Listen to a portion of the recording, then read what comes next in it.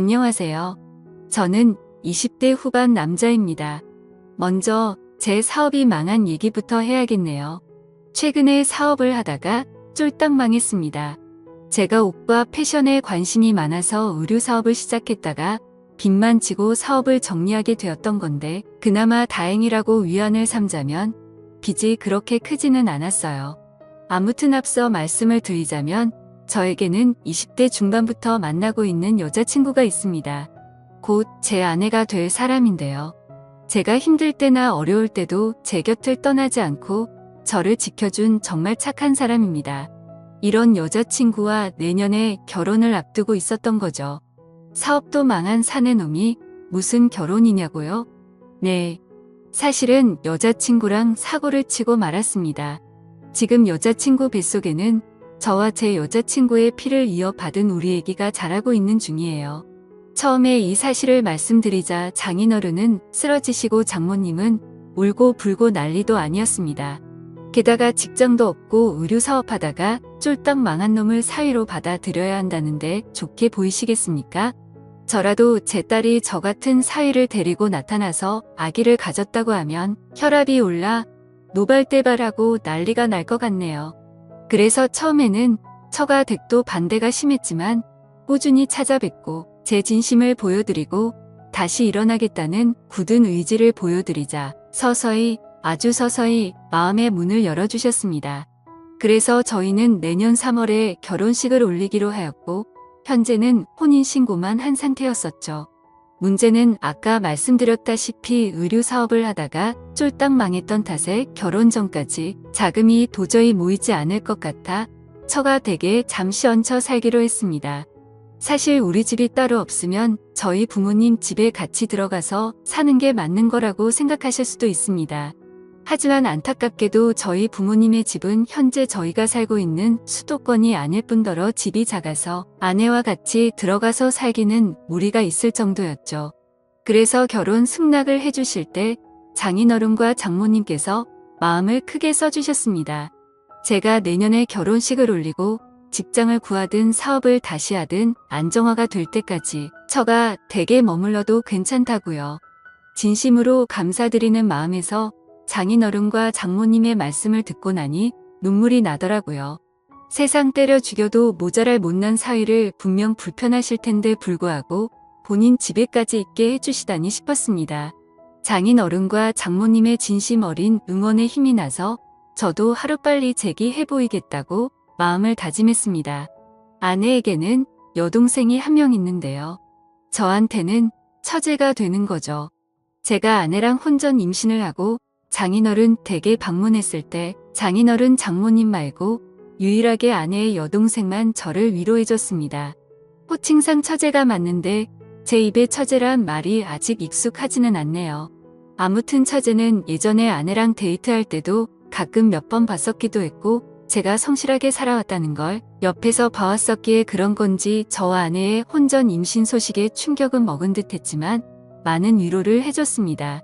그리고 남자는 결혼을 해야 안정적이게 일을 할 수 있다면서 하루빨리 재기하라며 응원해 주더라고요. 그런 처제가 많은 위로가 되어줬고 정말 많이 고마웠습니다. 그렇게 결국 저는 염치 없지만 제 짐을 챙겨서 처가 댁에 들어가게 되었던 거죠. 제가 도착하자 처음에 저에게 화를 내셨었던 장인어른과 장모님은 저를 따뜻하게 맞이해 주시고 제가 최대한 편하게 지낼 수 있도록 많은 배려를 해주셨습니다. 하지만 생각지도 못하게 처가 댁에 들어와서 지내는데 장인어른과 장모님이 문제가 아니었고 처제가 문제가 되었네요. 제가 처가 댁에 들어갔을 때가 따뜻한 날씨의 봄 무렵이었는데 처제가 옷을 너무 짧게 입고 돌아다니는 겁니다. 한 번은 제가 일을 일찍 마치고 오후에 집에 들어갔는데 처제가 티셔츠도 안 입고 있더라고요.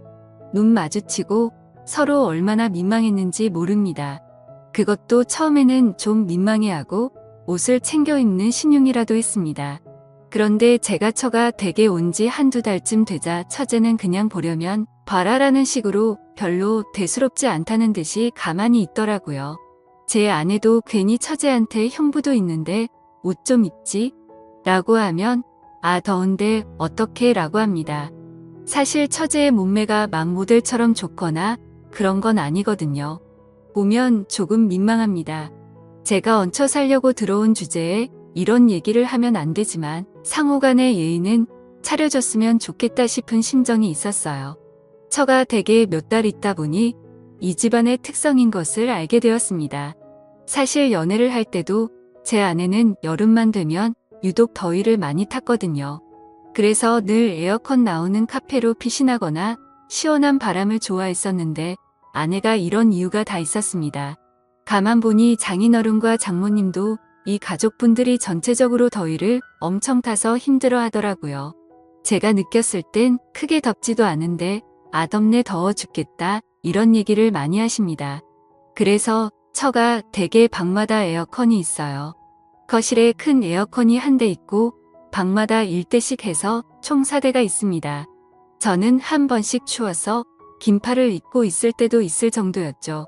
이 집에서 여름에 에어컨 이렇게 돌렸다가 전기세는 어떻게 감당하는지 모르겠다는 생각도 들었습니다. 아마 버는 돈 족족 전기세로 나가지 않을까 싶더라고요. 그러다 최근에 진짜 감당 못할 일을 겪고야 말았습니다. 제가 거실에서 TV를 보고 있었는데 처제가 샤워를 하고 있었어요.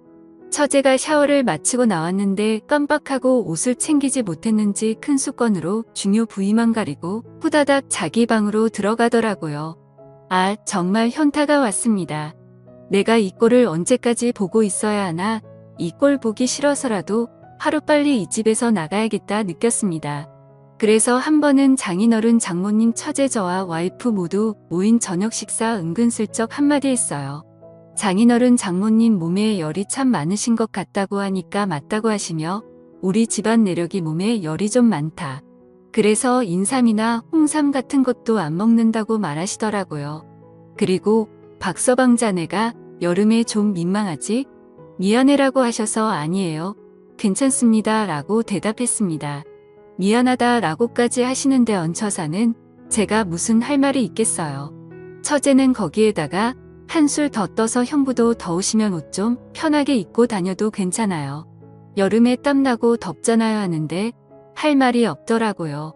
저 집에서 반팔 티셔츠랑 반바지 추리닝만 입고 돌아다니는데 그럼 상의 탈의하고 빤스만 입고 돌아다니란 말인 건가 싶었습니다. 그래서 아니야, 괜찮아요 처제라고 대답했어요. 참 남들이 봤을 땐 뭐 험한 말로 능욕이라도 많이 즐겨둬라 이제 유부남이다 하시는데 저는 불편해 죽겠습니다. 솔직히 제가 보고 싶은 몸매면 또 모르겠어요. 그것도 아니고 말이죠.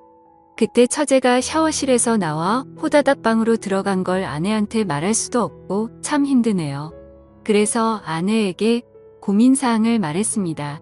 사실 자기네 가족들이 모두 더위 많이 타고 하는 건 알겠는데 그래서 집에 에어컨을 자주 사용하는 것은 이해한다고 말했어요. 하지만 처제의 옷차림과 행동이 너무 노골적이어서 불편하다고 설명했습니다. 아내는 처제와의 사이에 민감한 문제일 수 있기 때문에 조심스럽게 표현했습니다. 아내는 제 고민을 이해하고 고마워하는 표정으로 대화했어요. 그리고 처제와의 사이에 어떤 대화가 필요한지 함께 고민해보기로 했습니다. 아내는 가족 간에는 솔직하고 열린 대화가 중요하다고 언급했죠. 그 후로는 아내와 함께 처제와 대화하는 시간을 가졌어요. 처제에게 자신의 불편함과 존중받을 권리에 대해 이야기하면서 함께 어떤 접근 방법이 좋을지 고민했습니다. 처제도 서로를 이해하고 존중하는 분위기에서 대화에 참여했어요. 이러한 대화를 통해 처제는 자신의 행동이 불편함을 일으킨다는 것을 이해하고 앞으로는 상황을 고려하여 행동하겠다고 약속했습니다. 처제와의 관계에서 발생한 불편함을 해결하려는 노력이 가족 간의 화목한 분위기를 유지하는 데 도움이 되었습니다. 아내와 함께 이런 어려운 상황을 극복하고 가족으로서의 애착을 다지는 경험은 결혼 생활에 더욱 깊은 이해와 연대감을 키워주었습니다. 또한 처가 댁에서의 생활을 좀 더 원활하게 이어나가기 위해 서로의 의견을 존중하고 협력하는 모습을 보여주었습니다.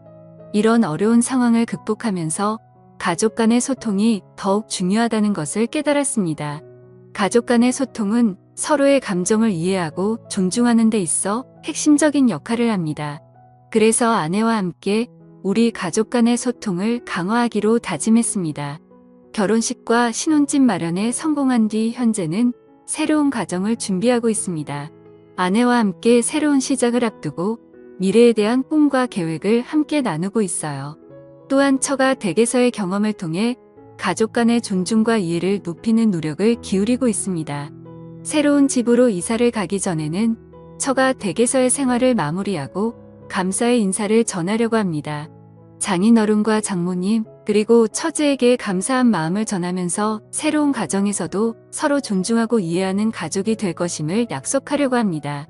여러 어려움을 극복하면서도 우리 가족은 더욱 강해지고 성장했습니다.